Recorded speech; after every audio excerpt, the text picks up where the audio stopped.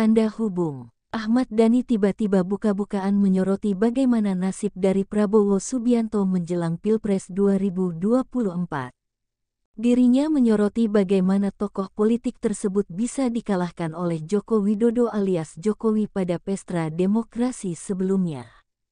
Apa kritikmu yang paling keras kepada Pak Prabowo sebagai pimpinan parpol dan sebagai capres unggulan nantinya, menyangkut dengan bagaimana penyikapannya terhadap peristiwa-peristiwa politik yang terjadi saat ini?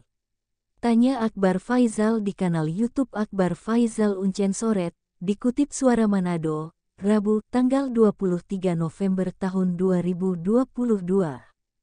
Satu hal yang kemudian sangat disoroti Dhani adalah komunikasi politik Prabowo, terutama terkait dengan umat Islam. Menurut Dhani, umat Islam yang dulu memilih Prabowo kini beralih kepada Anies Baswedan. Sebagai informasi, Anies memang telah dideklarasikan sebagai bakal calon presiden 2024 dari Partai Nasdem. Saya akan ngomong bahwa Pak Prabowo ini kurang perfect dalam komunikasi politik. Misalnya saat pertama bergabung dengan pemerintahan Jokowi, harusnya komunikasinya lebih baik, ujar Dhani.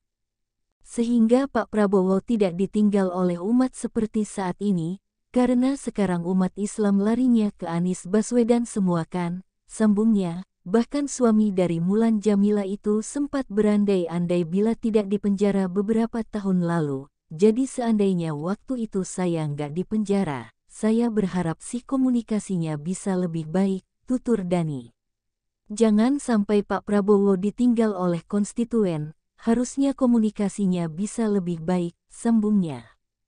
Dhani mengaitkan pernyataannya dengan jumlah pemilih Partai Gerindra dan Prabowo sendiri di pemilu 2019. Menurutnya saat itu Partai Gerindra meraup 17 juta suara, sedangkan yang memilih Prabowo hampir 70 juta.